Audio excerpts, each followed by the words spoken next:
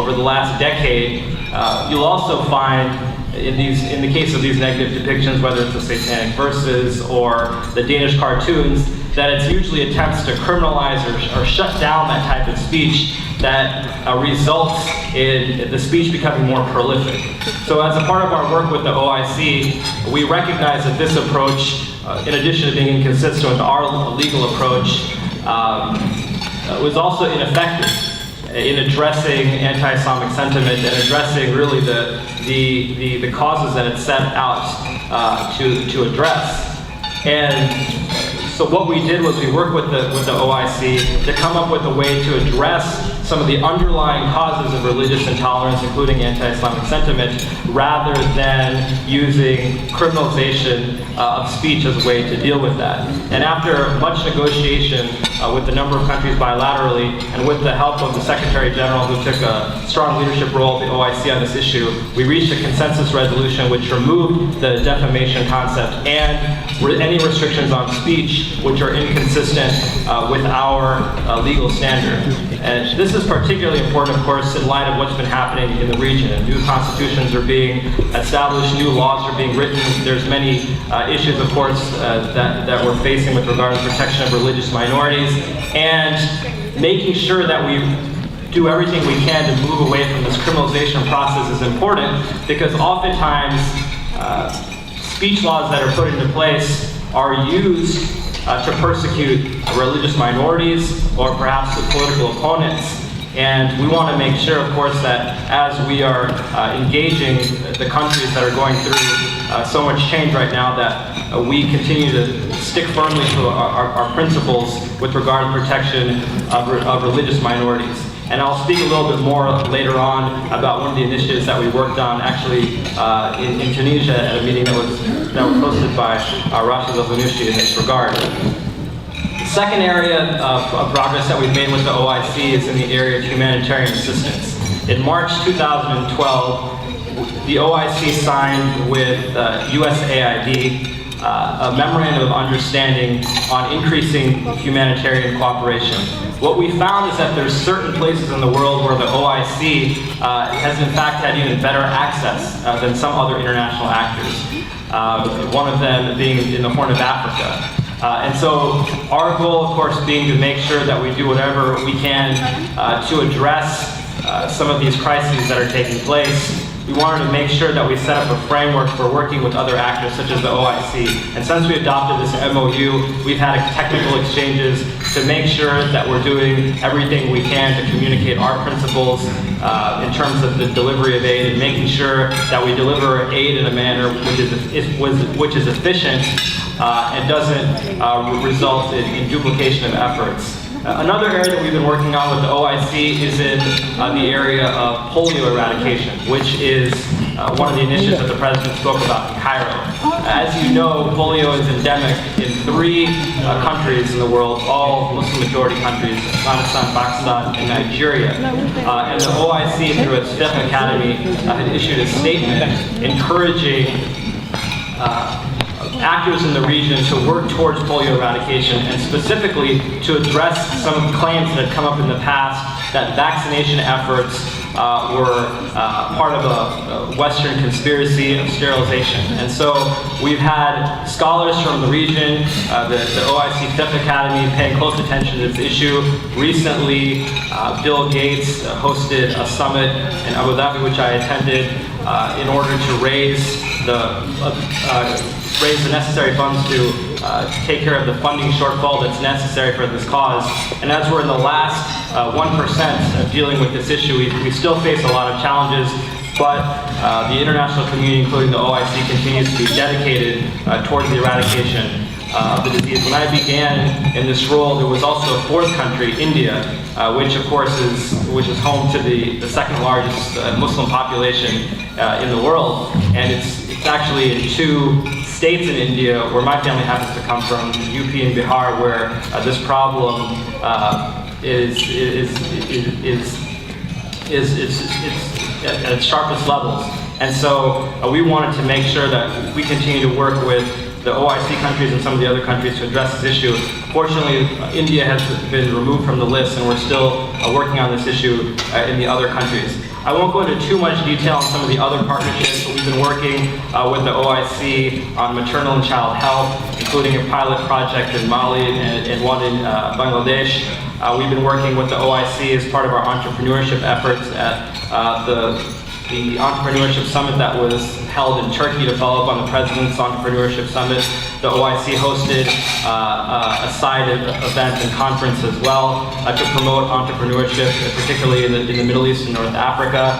We have an ongoing partnership to promote the participation of women in science and held an event in New York in 2011 on the sidelines of the UN General Assembly. And we've also more recently been working with the OIC in the area of counterterrorism. Just this week, the OIC is hosting the UN Security Council Counterterrorism Committee at a conference in Jeddah on issues related to terrorist radicalization. As you know, there's many facets to this problem, and multiple actors around the world have roles to play. Certainly the United States government has a role to play, but there are certain areas of messaging which are best coming from religious leaders, which are best coming from the Muslim world, and that's the area that the OIC is taking a look at this week in Jeddah, where a representative of our office is attending and helping facilitate the events there. I think it's also important to note that with regard to the OIC, we've increased our communication on a number of political issues and moved beyond partnerships merely in the non-political realm. The OIC has been active at attending multiple international forums and meetings on Afghanistan, Syria, and others. They hosted an international contact group meeting on Afghanistan. With regard to Libya, they were amongst the first to call for a no-fly zone, which was something that we noted when we had our humanitarian intervention in Libya. And we were clear at the time that the Arab League, the OIC, and others in the region had come together and formed a coalition and was requesting broader participation from the international community.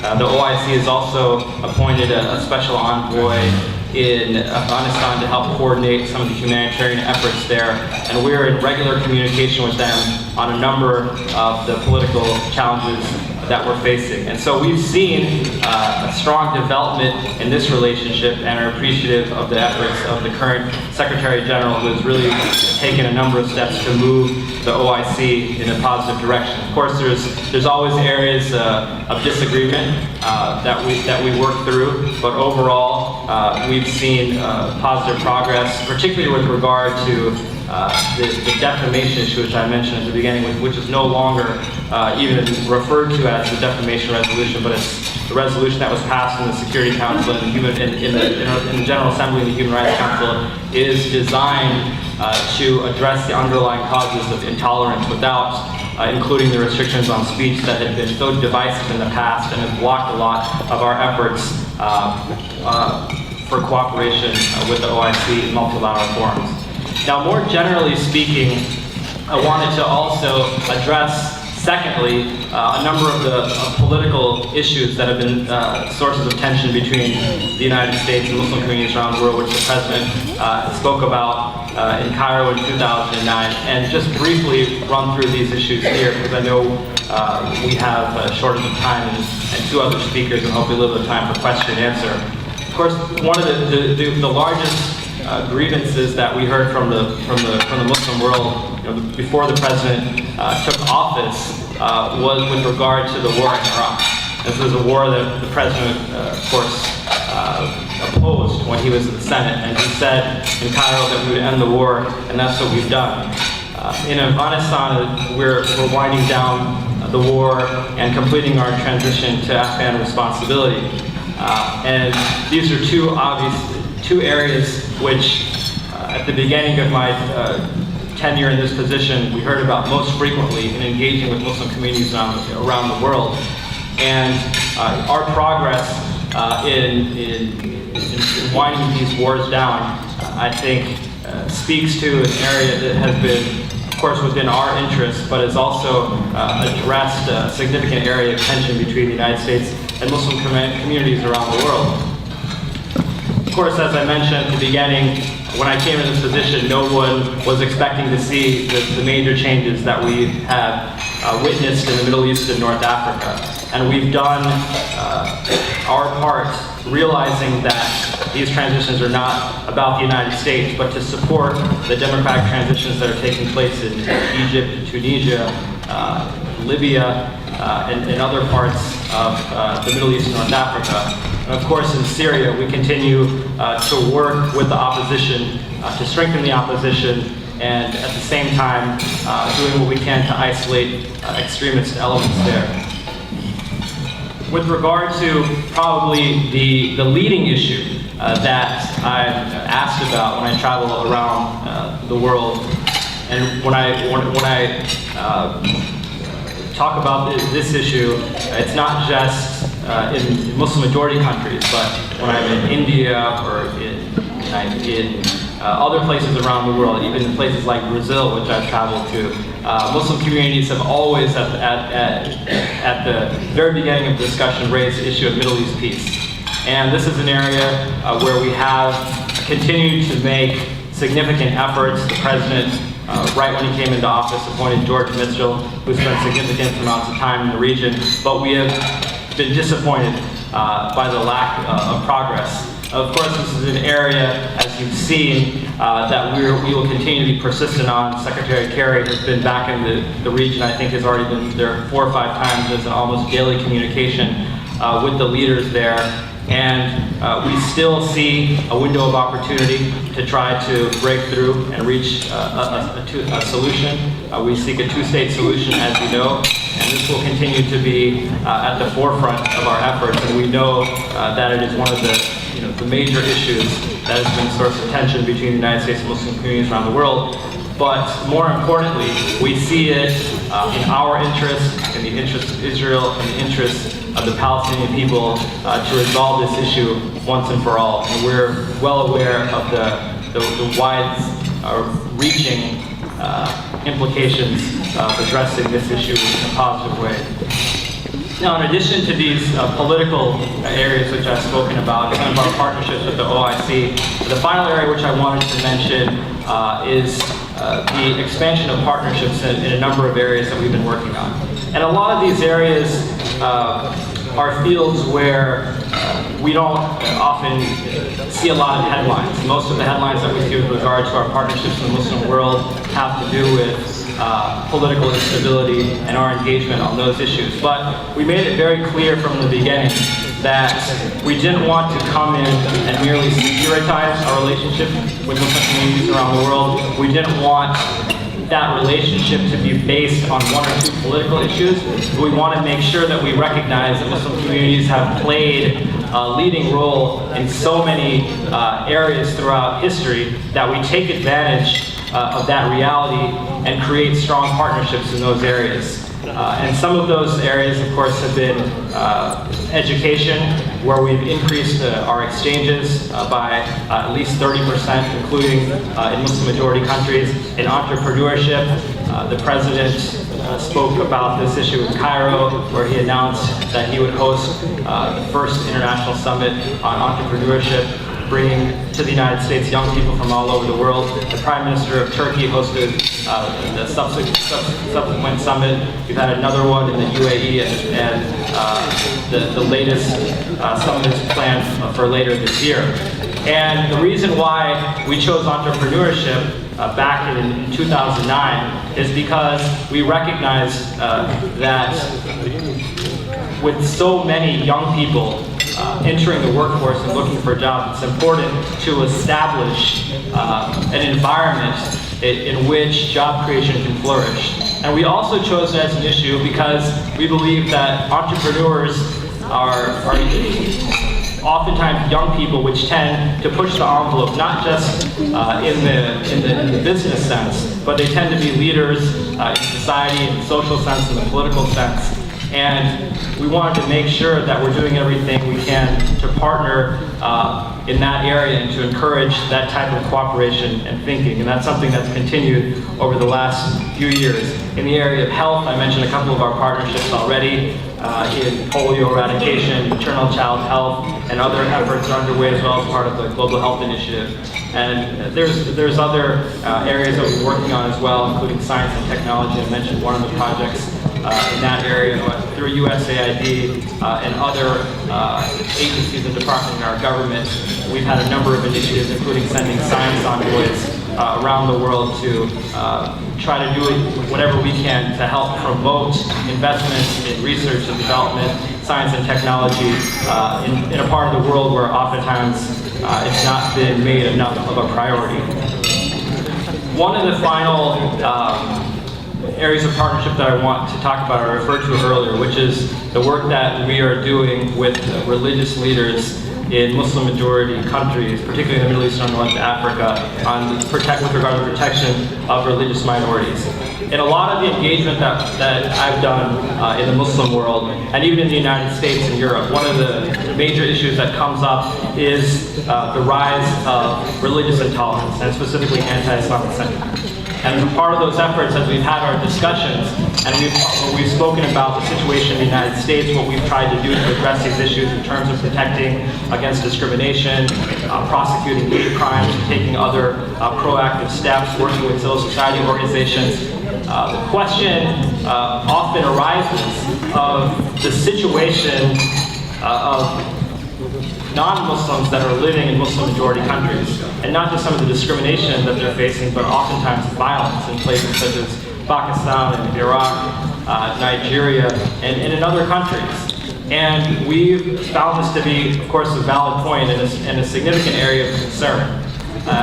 Now, there's a few different ways to address this. Of course, we take this issue up in our dealings with governments throughout the region. It's a significant part of our discussions. But as a part of our engagement with religious leaders, one of the opportunities that we saw was to help cultivate indigenous voices that are calling for the protection of these groups. Specifically, there's a group of religious leaders that has been working with the Islamic Society of North America and other civil society groups to promote and help establish and articulate a set of standards and protocols for the protection of religious minorities that are living in Muslim-majority countries from an Islamic perspective. And so we've already held a number of conferences to help shape what we hope will be a declaration that can be issued later this year, including one that was hosted in Tunisia. We've held other conferences in Morocco and in Mauritania. We've traveled to Egypt and have engaged the Sheikh of Al-Azhar, who has agreed to support this initiative as well. And the idea here is to come forward with a set of principles that is firmly rooted within the Islamic tradition, going back to as far back as the life of the Prophet Muhammad, to analyze the protections that were offered at that time, and to make clear that a lot of the practices that exist today are not really rooted in Islamic teachings. The reason why this is important is because other countries from around the world can come in and, of course, do what we need to be doing to promote the protection of these groups, but perhaps some of the most persuasive voices will come from within the Muslim community, because after all, a lot of what is happening is being done in the name of Islam. And scholars throughout the region are able to demonstrate that what is being done is actually inconsistent with Islamic teachings, then that provides an additional data point, particularly at a time when so many countries in the region are writing their laws and establishing their constitutions. I did mention anti-Islamic sentiment. There's one more point that I'll raise here, because obviously it's been well documented over the last few years that in the United States and Europe there's increasing concern about religious intolerance, including anti-Semitism, including anti-Islamic sentiment. And what we've tried to do as a government is to speak very clearly when we've had opportunities to address these issues. Going back to when there was a controversy regarding the establishment of Islamic Center near Ground Zero, it's an issue that we spoke very strongly about as a religious freedom issue. When Terry Jones and his small congregation in Florida, announced plans to burn a Quran. It's something that you heard about from the highest levels of our government. When there was an anti-Islamic film that was produced last September, It was something that you heard the President speak about in his speech at the UN General Assembly, where he very clearly stated that the future cannot belong to those who slander the Prophet of Islam. And generally speaking, we've tried to make very clear that the American Muslim community continues to be one of our strongest partners. The success of the American Muslim community continues to be one of the strongest arguments against those who would say that there is a war against Islam. And we have repeatedly recognized this community as a fundamental part of the American family, as the President did when he was speaking last Thursday. I think this is significant because in the face of such intolerance, there's a few different approaches you can take. You can stay silent, which empowers the vocal voices that are promoting hatred. You can actually play into that anti-religious sentiment politically, which unfortunately some political actors around the world and some of the United States have done, or you can actually try to go against the political wind, which is the approach that we've tried to generally take on these issues. And I want to finally note that it's not an area that we're addressing only with regard to Muslim communities, but something that we've tried to be vocal on. I personally, as a Muslim working in the government, have tried to be vocal on in dealing with anti-religious sentiment against other communities, including Jewish communities and Christian communities. I mentioned a project that we have that we're working on in the Middle East and North Africa, which largely impacts Christian communities. We've also had 2 trips with imams, the first delegation with imams from the United States, and then just last week a delegation of imams from around the world to visit the Holocaust sites in Germany and Poland. As you can imagine, it was a very powerful experience and something that's being written about by the participants that we had there that have gone back to their countries from throughout the Muslim world. So this is an overview of some of the work that we've been trying to do. Hopefully provides a broader context for many of the topics that are being discussed at this conference. Obviously there's a ton that is going on, many issues and areas of work that we hadn't predicted when I started. But we're looking forward to continuing to partner with many of our friends and colleagues in this room who have been invaluable in assisting us in the work that we're doing. And I thank you again for this opportunity to be here with you today.